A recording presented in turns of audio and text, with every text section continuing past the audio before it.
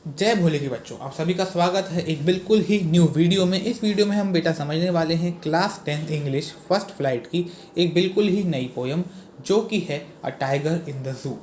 अब बेटा जैसा आपको नाम से समझ आ रहा है, टाइगर इन द जू, यानी हम इस पोयम में टाइगर के बारे में पढ़ने वाले हैं। अब जो इस पोयम की मेन थीम है ना, वो क्या है? Freedom versus captivity. Freedom versus captivity. Captivity का बेटा मतलब होता है कैद और फ्रीडम का मतलब होता है आज़ादी। मतलब हम इस पोयम में जानेंगे कि एक तरफ जब हमारा टाइगर जंगल में होता है तब वो कैसा रिएक्ट करता है या जब वो कैसा फील कर रहा होता है, और एक तरफ बेटा जब वो कैद में होता है, कैद यानी कि जू में होता है, आप लोगों के देखने के लिए पिंजरे में होता है, तब बेटा उसे कैसा लगता है, तब वो अंदर से कैसा फील कर रहा होता है। उसकी दोनों ही सीन में जो उसकी फीलिंग्स है हम उनको यहाँ पे समझेंगे और फिर एक कंक्लूजन तक पहुंचेंगे।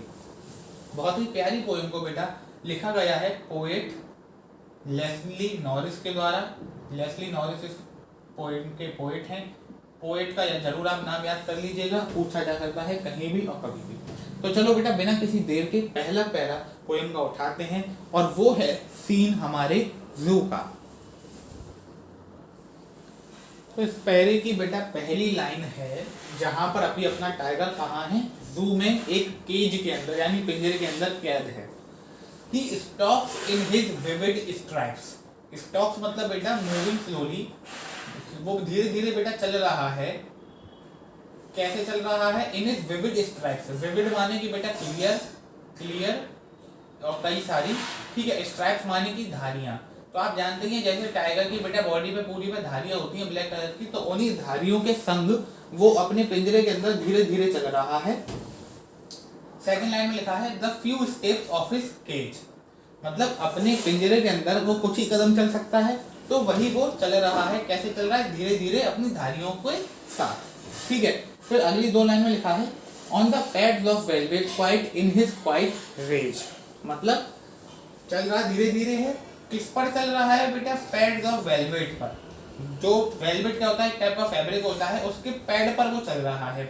अब बेटा यहाँ पे पैड्स ऑफ वेलवेट का रियल मीनिंग क्या है? यहाँ पर पैड्स ऑफ वेलवेट का रियल मीनिंग है the soft part under the foot of tiger, under tigers foot. तो बेटा असलियत में जो टाइगर का फुट होता है ना, उसके नीचे का हिस्सा काफी सॉफ्ट होता है, तो एक तरीके से उसी को यहाँ पे पैड्स ऑफ वेलवेट से कंपेयर करा गया है। तो वो पॉइंट यहाँ पे कहता है कि वो पैड्स ऑफ वेलवेट पर धीरे धीरे चल रहा है in his quiet rage. Quiet rage का मतलब क्या है बेटा? मतलब उससे गुस्सा तो है पर शांत है, वो गुस्से में होकर भी शांत है, क्योंकि वो कुछ कर भी नहीं सकता है, पिंजरे में से बाहर तो नहीं आ पाएगा ना, ठीक है। तो पहले पैरा में इतना मतलब निकलता है कि टाइगर पिंजरे में कैद है, वो धीरे धीरे चल रहा है अपनी धारियों के साथ। किस पर चल रहा है? पैड्स ऑफ वेलवेट पर, मतलब अपने पंजों से वो चल रहा है जमीन पर, ठीक है। अपनी गुस्सा साथ में लिए, उसके गुस्सा भी साथ है, गुस्सा आ रही है उसे, ठीक है, पर वो कुछ कर नहीं सकता है। अब यहाँ पर एक पोएटिक डिवाइस यहाँ पे यूज होता है क्वाइट रेज में बेटा, ऑक्सीमोरॉन। इसका मतलब क्या है? जब दो अपोजिट वर्ड एक साथ इस्तेमाल करे जाते हैं उसको हम कहते हैं ऑक्सीमोरॉन। यहाँ पे देखो एक तरफ लिखा हुआ है क्वाइट, एक तरफ लिखा हुआ है रेज। अब क्या कभी गुस्सा शांति तरीके से दिखाई जा सकती है? आप गुस्सा हो कैसे दिखाओगे? चिल्ला कर या कुछ करके, तोड़ फोड़ मचा के, ऐसे तो दिखाओगे। तो ये दोनों कॉन्ट्राडिक्टिंग शब्द आपस में इस्तेमाल करेगा, इसलिए यहाँ पर पोएटिक डिवाइस लगेगा ऑक्सीमोरॉन। और ये जो बेटा पैड्स ऑफ वेलवेट है ना, इसको हमने किससे कंपेयर करा है? टाइगर के फुट से। तो यहाँ पर बेटा लगेगा मेटाफर, क्योंकि कंपैरिजन के लिए यूज होता है मेटाफर जब लाइक और ऐसे का इस्तेमाल ना किया जाए, ठीक है। तो ये हो गया बेटा फर्स्ट पैरा की पूरी व्याख्या। अब चलते हैं अपने सेकंड पैरा पर। सेकंड पैरा में बेटा टाइगर कहाँ होगा? टाइगर होगा जंगल में। अब सेकंड पैरा में हमको जू नहीं बल्कि जंगल का सीन दिखाया गया है, और पहली लाइन में बेटा लिखा है He should be lurking in shadow, sliding through the long grass, near the water hole where plump deer pass. इतना पूरा पैरे में लिखा हुआ है। अब पहली दो लाइन का मतलब क्या है? He should be lurking in shadow, sliding through the long grass. Lurking का मतलब होता है hidden, hiding, छुपना। Shadow मतलब परछाई। स्लाइडिंग मतलब मूविंग स्लोली, जैसे स्टॉकिंग होता है ना, वैसे ही बेटा क्या होता है? स्लाइडिंग होता है। ऊपर लिखा है moving slowly through the long grass, मतलब बेटा वो टाइगर धीरे धीरे चल रहा है और जो घास की परछाई है उसमें छुप छुप के चल रहा है। अब टाइगर छुपता कब है? टाइगर को क्या छुपने की जरूरत है? हमेशा याद रखना, टाइगर सिर्फ जब ही छुपता है जब वो किसी का शिकार कर रहा हो। तो फिर नेक्स्ट की 2 लाइन में देखो, near the water hole where plump deer pass. तो कहाँ पर है वो इस समय? ये लॉन्ग ग्रासेस के पीछे कहाँ है? पानी के एक सोर्स है जहाँ से वहाँ के जानवर पानी पीने आते हैं, वहां पर है वो वेयर प्लम्प डियर पास, जहाँ से प्लम्प डियर गुजरते हैं। प्लम्प का मतलब है बेटा फैटी डियर, मतलब जिनमें खूब अगर उन्हें वो खाएगा तो उसको मजा आ जाएगा। तो मतलब टाइगर क्या कर रहा है? अपने शिकार के लिए लंबी घास के पीछे धीरे धीरे धीरे चल रहा है और इंतजार कर रहा है कि कोई प्लम्प डियर निकले उसे वो खा ले। तो कहाँ बेटा? वो अपनी केज में जो गुस्से में चल रहा होता है, यहाँ पर वो अपने आराम से चल रहा है और अपने शिकार का इंतजार कर रहा है। ठीक है, तो ये था बेटा सेकंड पैरा का मतलब। अब चलते हैं थर्ड पैरा में। अब बेटा तीसरे पैरा में भी हमें जंगल का ही सीन बताया गया है। पढ़ते हैं पैरा को। He should be snarling around houses at the jungle's edge, bearing his white fangs, his claws, terrorizing the village. पहली 2 लाइन का बेटा यहाँ पे मतलब है कि he should be snarling around houses. Snarling मतलब बेटा angry road, making and angry road, मतलब वो दहाड़ रहा है घरों के पास आकर, घरों के आसपास आकर बेटा वो दहाड़ रहा है। ठीक है, एट द जंगल्स एज, मतलब जो जंगल का बिल्कुल आउटर एरिया है ना, जंगल एज का मतलब है आउटर एरिया ऑफ जंगल, वहां पर आके बेटा वो दहाड़ रहा है तो घरों में तक आवाज जा रही है। Baring his white fangs his claws, baring मतलब शो कर रहा है, शो कर रहा है अपने वाइट फेंग, फेंग मतलब लॉन्ग शार्प टीथ, जो उसके लॉन्ग शार्प टीथ होते हैं उनको वो दिखा रहा है और दहाड़ रहा है, अपने जबड़े दिखा रहा है, क्लॉ दिखा रहा है। टेरराइजिंग द विलेज, इससे क्या हो रहा है? वो अपने पूरे गांव को डरा रहा है। टेरराइजिंग मतलब डराना। ठीक है, तो मतलब इसमें हमको वो दूसरा सीन दिखाया है कि जंगल में ही वो आउटर एरिया में जाके दहाड़ रहा है, उससे घरों में लोग जो है वो डर रहे हैं। अब बेटा इस पैराग्राफ में छुपा हुआ मतलब है, ये क्या हमको बताना चाहता है? ये हमें ये बताना चाहता है कि अगर हम ऐसे डिफॉरेस्टेशन करते रहेंगे, डिफॉरेस्टेशन करते रहेंगे तो एक दिन बेटा टाइगर हमारे घरों तक पहुंच जाएंगे, घरों तक पहुंच जाएंगे। जब हम उनकी हैबिटेट डिस्ट्रॉय कर देंगे, जंगल खत्म करते जाएंगे, तो वो कहाँ जाएंगे? हमारी हैबिटेट में आएंगे। कहाँ आने लगेंगे? सिटी में आएंगे, विलेजेस में आएंगे, जिससे कि हमें हार्म पहुंचेगा। इसलिए यहाँ से एक मैसेज मिलता है कि हमें जितना हो सके उतना फॉरेस्टेशन करना चाहिए बेटा। सिर्फ पेड़ लगाना हमें ऑक्सीजन ही नहीं देते, बल्कि इन जैसे जानवरों को तो वो घर भी देते हैं अपना। अब आप ही देखो पिछले ज़माने में और आज के ज़माने में कितना फ़र्क है।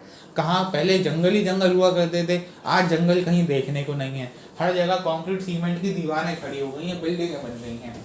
तो यहाँ पर ये मैसेज दिया जा रहा है कि वो घरों के बाहर आके क्यों दहाड़ रहा है? इसलिए दहाड़ रहा है कि वो हमें धमकी दे रहा है कि अगर तुम मेरी ये खराब करोगे ना हैबिटेट, तो मैं तुम्हारे पास आऊंगा और फिर तुम में से एक आपको खा के चला जाऊंगा। फिर रोते हैं ना, ये हमें यहाँ से वो मैसेज देना चाह रहा है। ठीक है, अब हम चलते हैं बेटा अगले पैराग्राफ में, जहाँ पर वो फिर से कहाँ पहुँच गया है? जू में, और जू का सीन देखते हैं।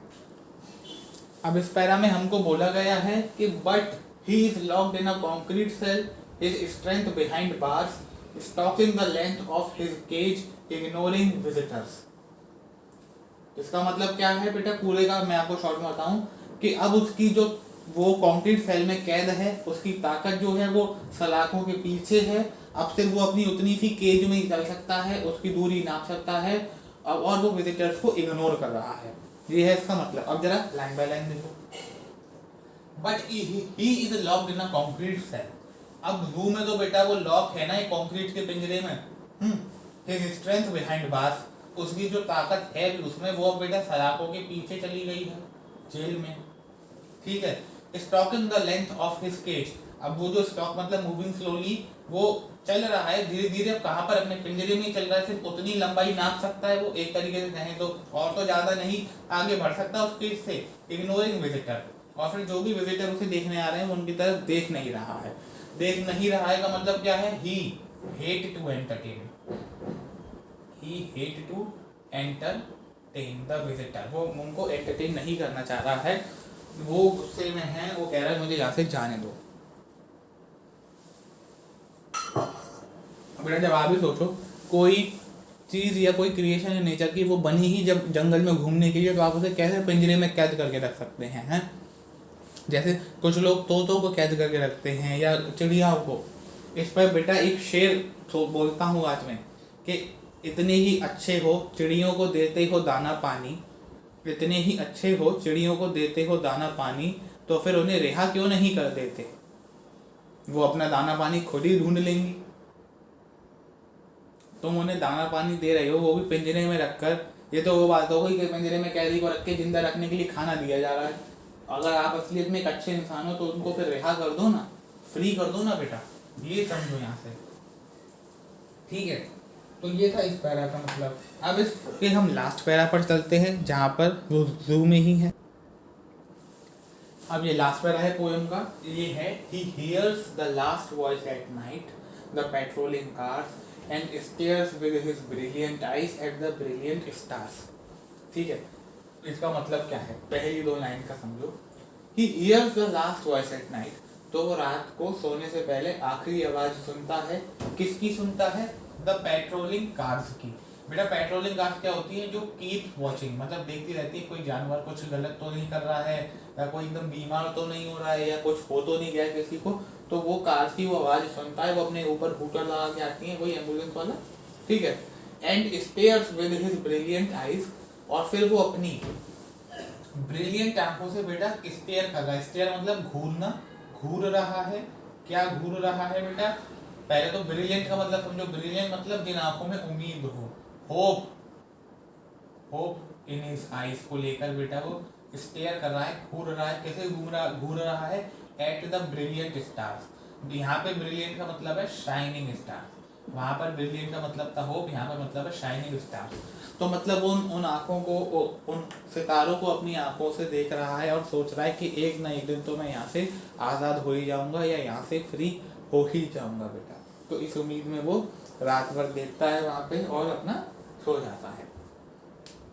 तो ये पढ़ी हमने पूरी पोएम लेस्ली नॉरिस की, कि कैसे जब वो जंगल में होता है तब हम लोगों को बताता है कि भाई मुझे फ्री रहने दो, मेरी हैबिटेट मत ख़त्म करो। और जब बेटा हम उसे कैद कर लेते हैं तो तब भी वो हमें मतलब साइन देता है कि वो देखता नहीं है विजिटर्स की तरफ, यानी वो हेट कर रहा है जिसका जो एनवायरनमेंट है। अगर तुम्हें इतना ही शेर को देखने का मन है तो जाओ जंगल में, रात बिताओ, अपने आप देखना।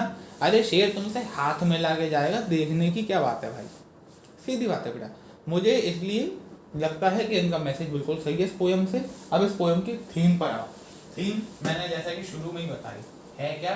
Freedom versus कैपिटिविटी। ओके, तो यहाँ पे शो किया गया है, एक तरफ तो टाइगर कैद में है और एक तरफ टाइगर फ्री में है। और फिर यहाँ पे दिखाया गया है कि कौन सा इन्वायरमेंट टाइगर के लिए बेस्ट सूटेड है। तो हमें भी देख के पता चल जाता है कि फ्रीडम का भी टाइगर को इन्वायरमेंट सूट करता है, ठीक है। कैद में तो कभी भी कोई जानवर किसी के भी नहीं रह सकता। अभी आपको कोई पिंजरे में कैद करके रख ले, जिन आदमी को जेल में रखा जाता है, तो क्या वो वहाँ खुश रहते हैं? क्या वो वहाँ खुश रहते हैं बेटा? अब वो इस पोएम की लर्निंग क्या है, इस पोएम की लर्निंग क्या है, बहुत इंपॉर्टेंट है, पूछी जा सकती है, या आप लिख सकते हो what is the message conveyed by the poem. तो इसमें हम सीखते हैं we learn that man should not go against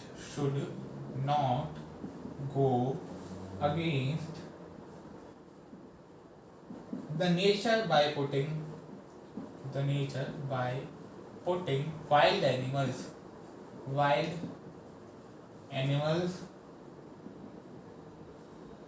in cages। उनको केज में करके बेटा हमें नेचर के खिलाफ नहीं जाना चाहिए।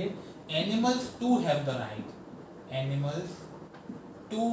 द राइट, उनको भी राइट होता है। किस चीज का राइट होता है बेटा? टू फ्रीडम का उन्हें भी राइट है। ऊपर वाले ने सभी को स्वतंत्र बनाया है। अगर पिंजरे में डाल के भेजना होता ना तो पिंजरे में डाल के भेजता वो, ठीक है। We should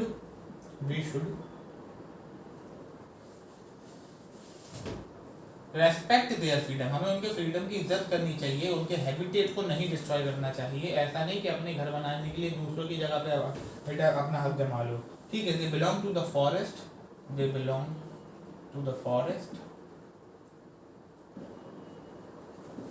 and not to the cage तो वो बेटा फॉरेस्ट से ही बिलोंग करते हैं, केज से बिलोंग नहीं करते हैं। हमें उनकी फ्रीडम को क्या करना चाहिए, रेस्पेक्ट करना चाहिए, समझना चाहिए। ठीक है, ये नहीं कि अपने मतलब के लिए हम यहाँ कुछ भी कर रहे हैं लोगों के संग, जानवरों के संग। ठीक है, एक तरीके से हमें ये समझना चाहिए कि जू की ज़मीन तो है ही उनकी, वो तो गवर्नमेंट की भी नहीं है, वो तो उन्हीं की है, कोई नहीं खरीद सकता उसे। गवर्नमेंट है तो उनके प्रोटेक्शन करने के लिए है, कुछ नहीं हो सकता वहाँ पे। ठीक है बेटा, तो इसी के साथ ये पोएम यहाँ ख़त्म होती है। अगर आपको इस पोएम का मैसेज समझ आया हो, अच्छी लगी हो, मेरा समझाना समझ आया हो, तो प्लीज़ वीडियो को लाइक करना, चैनल को सब्सक्राइब करना, और देन मिलते हैं एक अगली वीडियो में बेटा। ठीक है, thanks for watching the video बेटा। टाटा बाय बाय, जय भोले की।